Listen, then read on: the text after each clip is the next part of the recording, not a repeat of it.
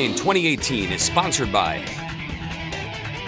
Wisconsin Hospital Association, Wisconsin Counties Association, Wisconsin Realtors Association, Marshfield Clinic Health System, AARP Wisconsin, and Campaign 2018 partner Milwaukee Journal-Sentinel.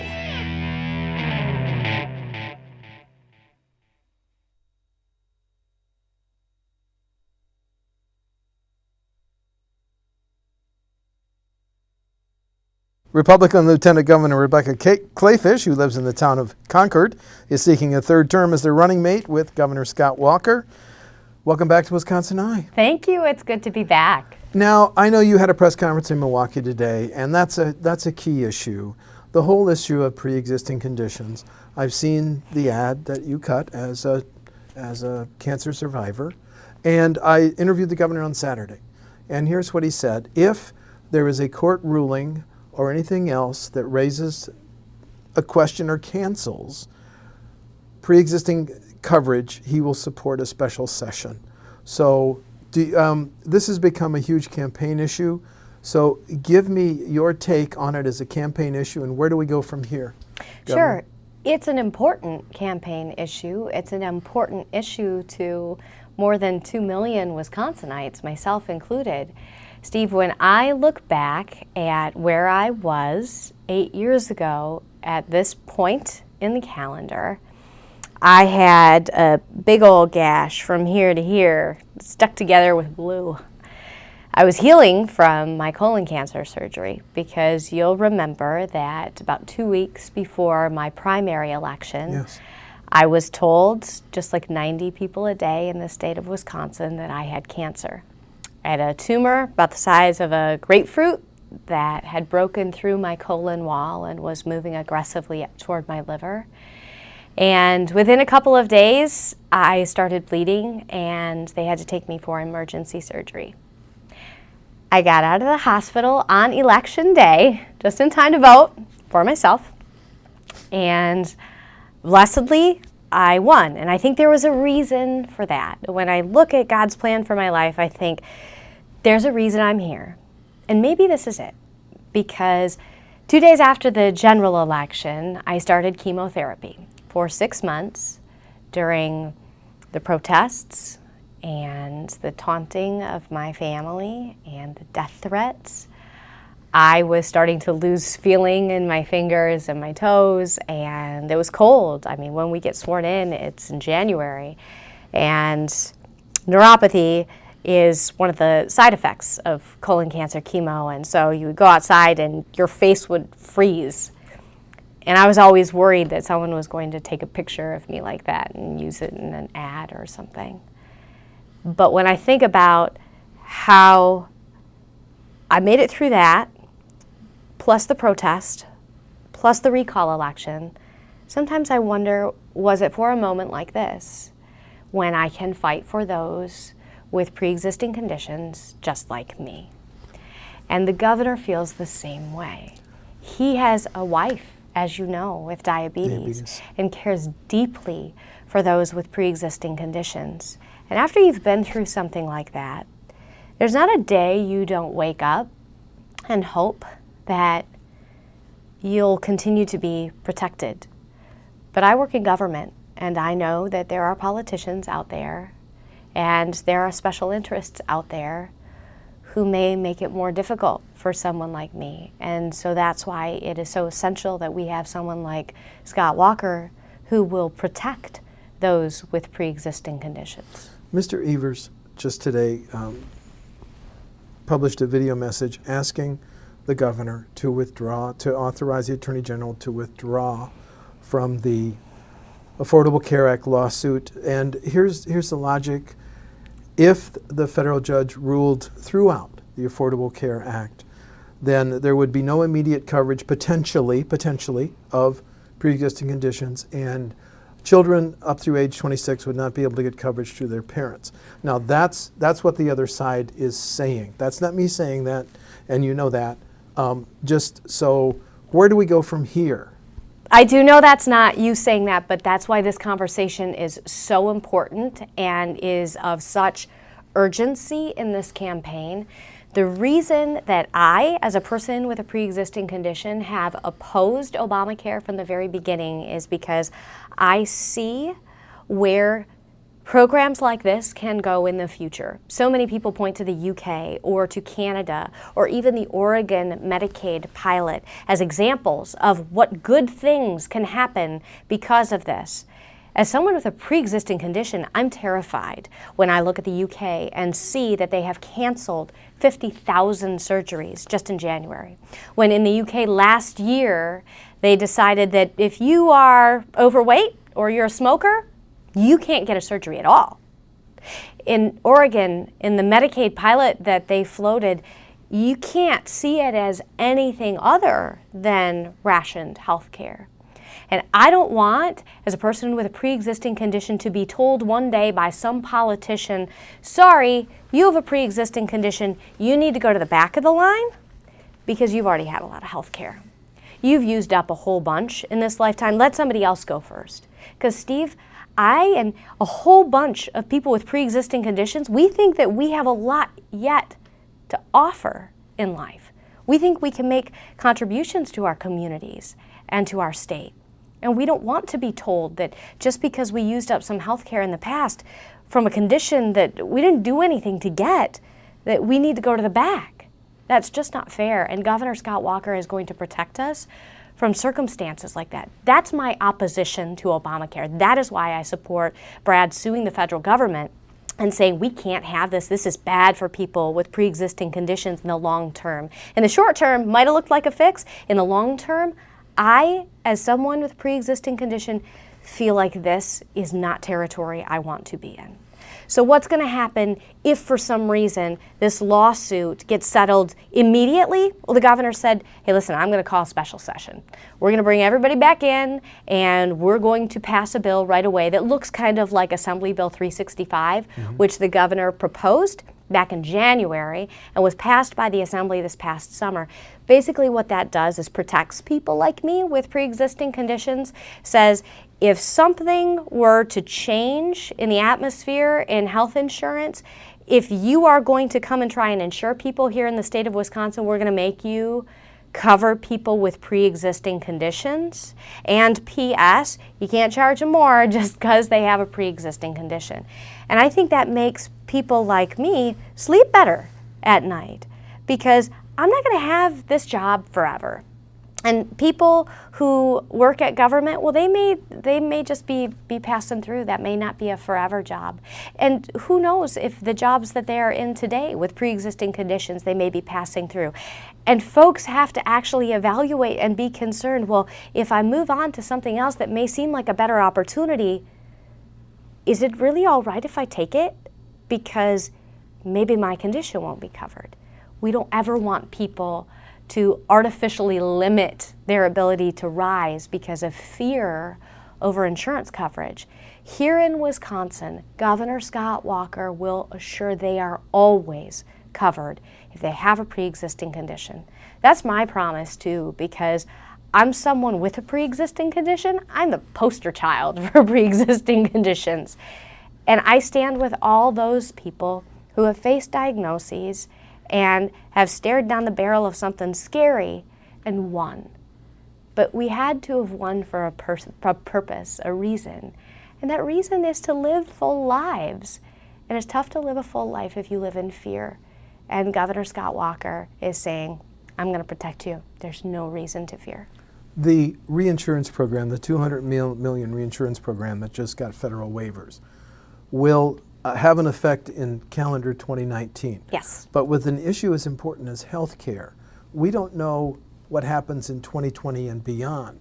What are your thoughts on what should happen after the waiver period? Sure. So it's a 5-year waiver, as you know, and so we've obviously got to go through that waiver period and determine whether it will work or whether we should seek to continue to waive in perpetuity, or whether the federal government looks at what we're doing, which is not altogether dissimilar to Minnesota, and says, you know what, actually, Midwest, great example. This is now an evidence-based practice. We should do this all over the country. So a lot can change over 5 years, and it may be that this is the plan that the federal government seeks all states to adopt. But the fact of the matter is, we're seeing insurance costs skyrocket, which even President Obama predicted. Back when he was talking about Obamacare initially, he said that prices are going to necessarily skyrocket. Well, sure enough, they have. For folks in the individual marketplace, we're talking about a lot of small business owners and a heck of a lot of farmers.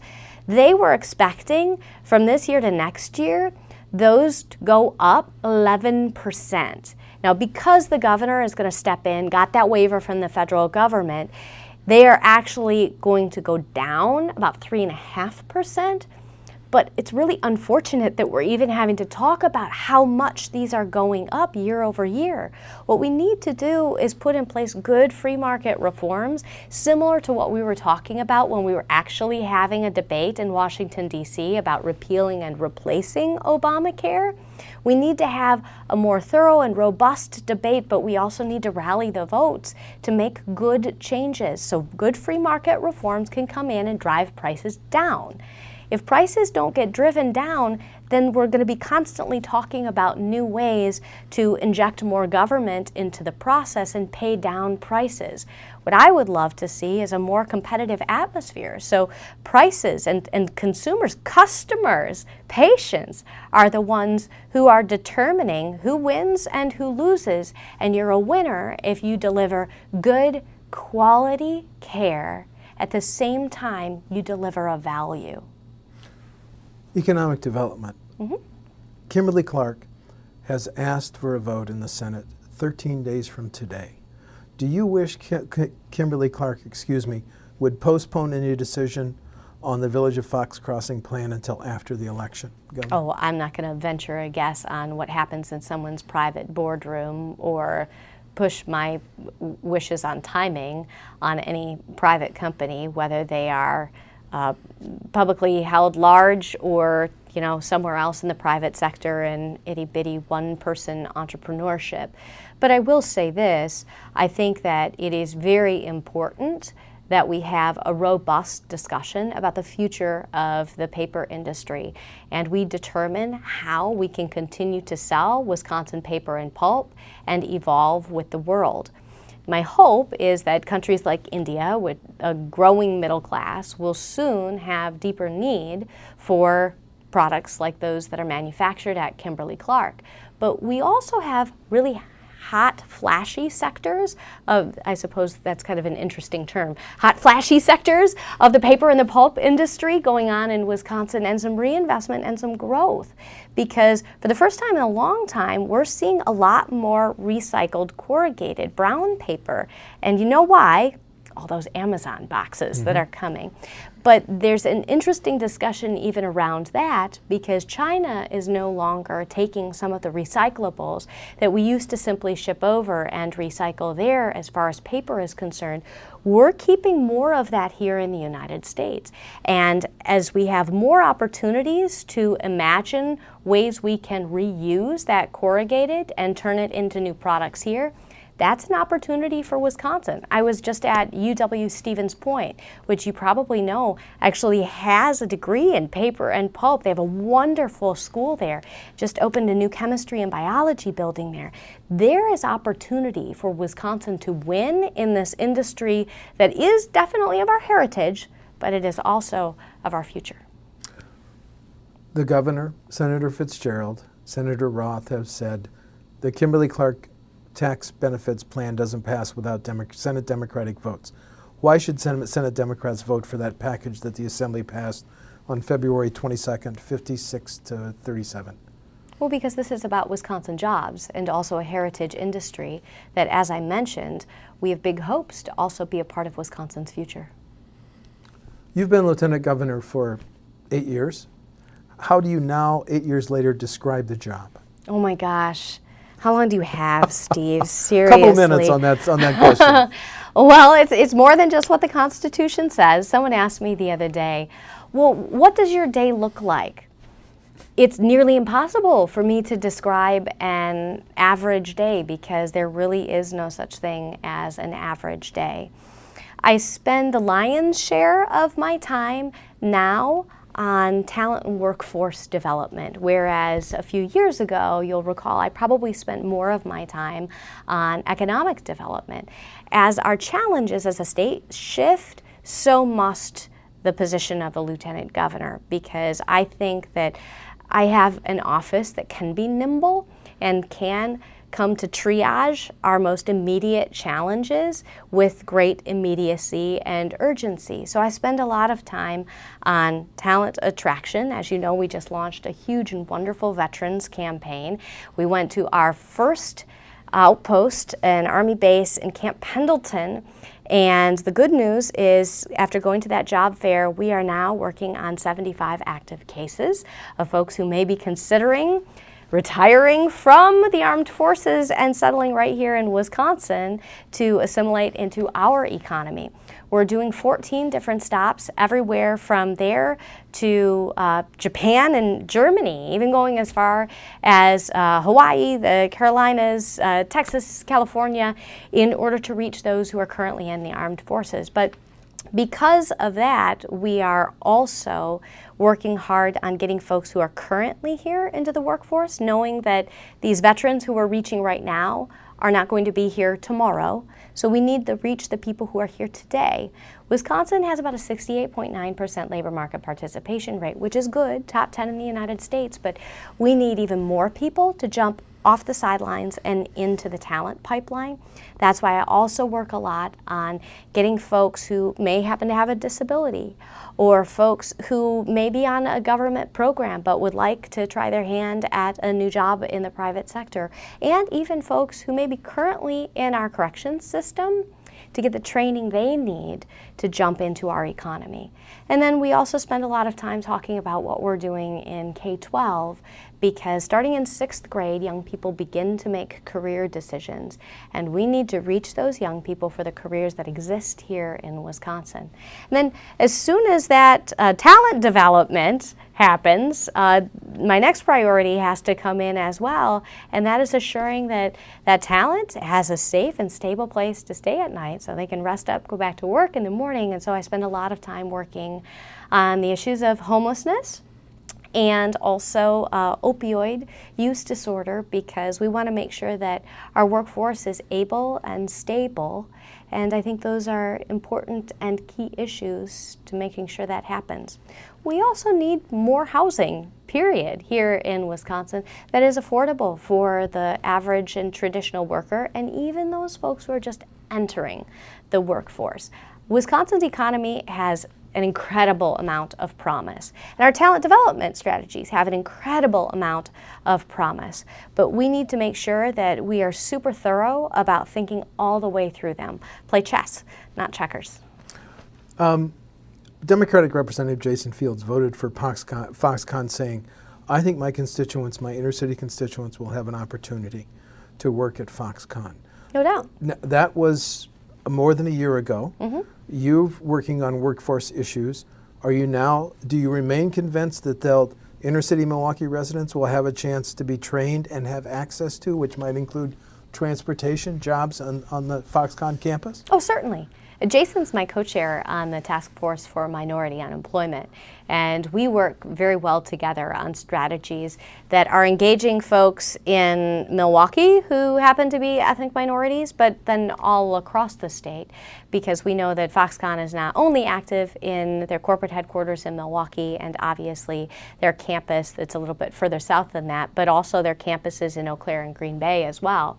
We want folks to be engaged all across the state. I have no doubt at all in my mind that that is going to happen. In fact, I just last week did a conference for potential Foxconn bidders just to get in on the construction process for Foxconn. And again, it's not just that southeastern Wisconsin campus, but all across the state. We noticed early on when we had these sessions for contractors that the folks who were showing up tended not to be in our minority or female or veteran disadvantaged business community. And so we wanted to reach out directly to them, and we did through our Department of Workforce Development and WEDAR, Wisconsin Housing and Economic Development Authority, and said, hey, why weren't you guys here? And is there something that we can do to help you be here at these sessions where we teach you more about the things that are going out to bid? And they said, well, actually, yes. You could help us with capacity building. We'd have built a program to do just that. You could help us with workforce, and we're teaching them about different tax benefits and different workforce strategies and grant programs through our Department of Workforce Development and even our Department of Revenue and the federal government to get them access to help them pay those folks who they think will be talented and exceptional employees in order to build Foxconn and their small businesses in the meantime. But there are a lot of people there who are really excited about meeting up with a prime, a larger contractor, in order to pair up and make a bid on this project. Because don't forget, Foxconn's looking at 10,000 construction workers. So this is before that 13,000 workers who are going to work on the line and in the headquarters. This is just those folks to build Foxconn. And so we already know that we're engaging minority contractors who have a wonderful tendency to hire minority workers as well in order to build up what we think will be an extraordinary project and what is going to be the largest foreign direct investment in American history right here in Wisconsin. I asked this question of the governor Saturday. I want to ask it of you. How are the lives of inner city Milwaukee residents better for 8 years of the Walker administration? Oh my goodness. It's hard for me to give you a short answer on that. Well, we started talking about economic development because the most difficult point, I think, of 2010 was talking about how we climb out of this deep recession. We had a 9.3% unemployment rate, and today that has largely turned around. It's turned around not only due to the manufacturers and agriculture tax credit, which has grown the ranks of our manufacturers and our growers here in Wisconsin, who have hired folks from the metro Milwaukee area, but we've also been able to change the way we do a lot of our government programs so that we can get more people engaged in the workforce. Let me give you a couple examples of that. So we have our Food Share Employment Training Program that is available to more people today. In fact, we devised it just a few years back, and it gives folks who are on food share, which is what we call food stamps here in Wisconsin, the ability to get trained up for free and get into the workforce. Because the hope, obviously, of food stamps is that you get the food stamps, the program, hoping that you're going to eventually get a job so that you can buy your own food, whatever you want that to be, and you can just take your own paycheck to the grocery store rather than bother with our government program. That's the hope, obviously. So more people have access to that. At first we did it just with those folks who were childless and able-bodied. Now, if you are childless and able-bodied, or I'm sorry, if you're able-bodied and you have school-age kids, you can do it as well, which I think is really helpful. We're drug screening people so that you can get free drug treatment so you can jump back into the workforce, because we know if you live in a manufacturing and an agriculture community, like pretty much all of us do in Wisconsin, those are our two main industries, you're going to have to be clean for the most part in order to get a job and be successful. So we're going to do the drug screen and then the drug test if need be, and then we're going to get you treatment for free so you can get healthy and jump back into the workforce. Wisconsin Shares, which is a program that has been widely praised for moms who want, and some dads who want to jump back into the workforce, but start at a paycheck that is not going to afford them the type of daycare that they want for their children. Well, what we do now is we do, instead of a benefits cliff, where you go along with the government helping you out to pay for your daycare, and then as soon as you hit an income threshold, just drops you right off of it. What we're doing is turning that into like a zero entry pool, right? Where you're in at your ankle before you're ever in at your shin, before you're in at your knee, and you're never going to be in over your head before you actually know how to swim. So if you make $1 extra or $3 extra, we're just going to make you copay $1 extra. Make 3 more, copay 1. So you're building your way off of the program without ever getting dropped off of a cliff that feels like a huge financial burden. The more we can do that, the better off we are going to be. But I didn't even mention cool programs like the Joseph Project, which is the brainchild of Pastor Jerome Smith, and Ron Johnson, our senator, has also been incredibly helpful. And it is a faith-based program where folks go through a series of training classes, and I've taught some of them even myself. And the accountability measure is that you're accountable to your Lord and your church and the program, as well as your coworkers and the company. And at the end of this program, you're guaranteed a job interview. And those Joseph Project participants have successfully graduated from that program and gotten tremendous jobs, mostly in Sheboygan County, where you find a bunch of very needy employers who were happy to kick in to buy a bunch of commuter vans so that folks can get on the commuter van, go from Milwaukee to Sheboygan County and back again each day, making a great wage and working in one of Wisconsin's most famous sectors, manufacturing, which is just very, very cool. Yet, the last time I looked, I think it was the 15-16 school year, the MPS graduation rate for 4 years is still 60%. It's been there for years. Is that not a benchmark of the success of the administration? I would say that different school boards make different choices, Steve. Okay. We have many levels of government here in the state of Wisconsin, and I don't get to vote in Milwaukee school board elections. And I can tell you, I met with the Milwaukee Public Schools superintendent every single month. Sometimes at one of the schools that I was interested in touring, or where I would meet one of the teachers or one of the students that I wanted to go visit, and I would bring her with me, and she was always wonderful and accommodating, and we would talk about some of the concerns that I had, some of the concerns she had. We need a team approach in Milwaukee, and we need to embrace an educational ecosystem in Milwaukee. People can't constantly be looking at one another as competitors.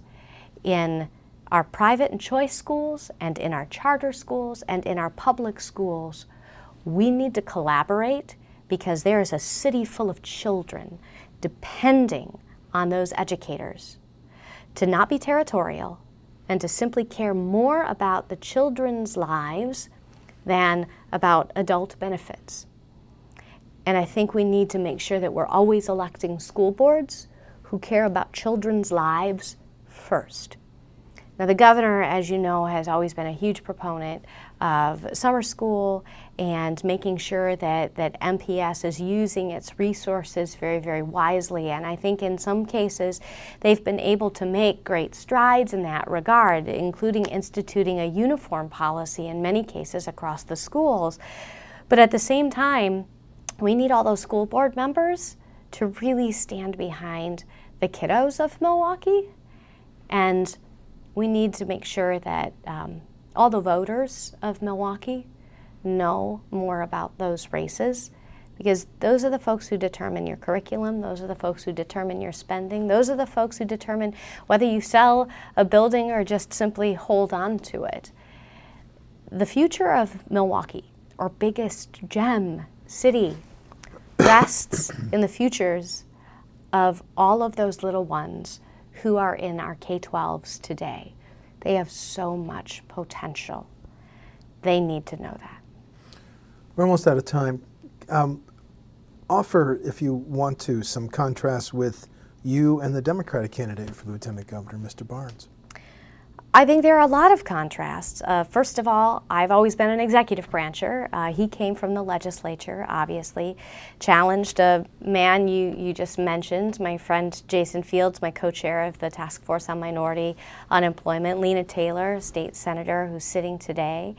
And I think that is a difference in looking at policy making in general.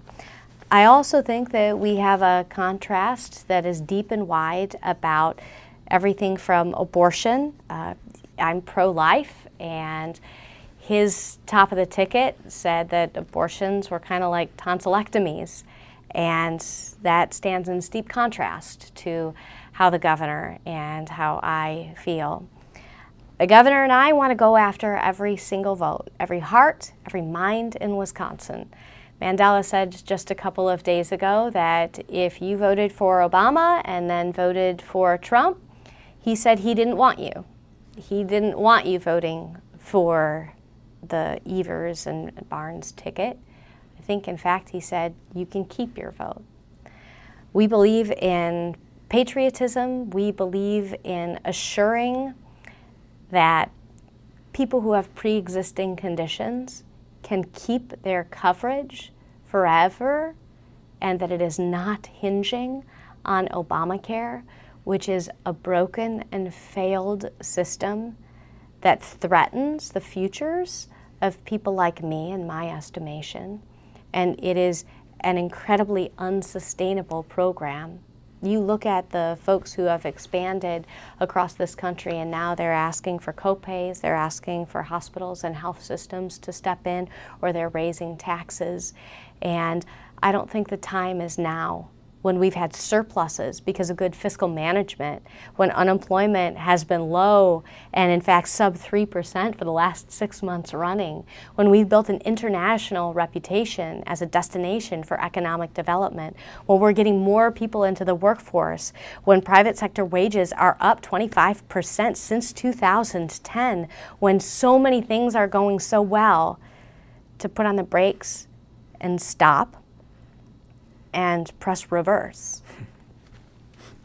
Republican Lieutenant Governor Rebecca Kleefisch is seeking a third term as the running mate with Governor Scott Walker.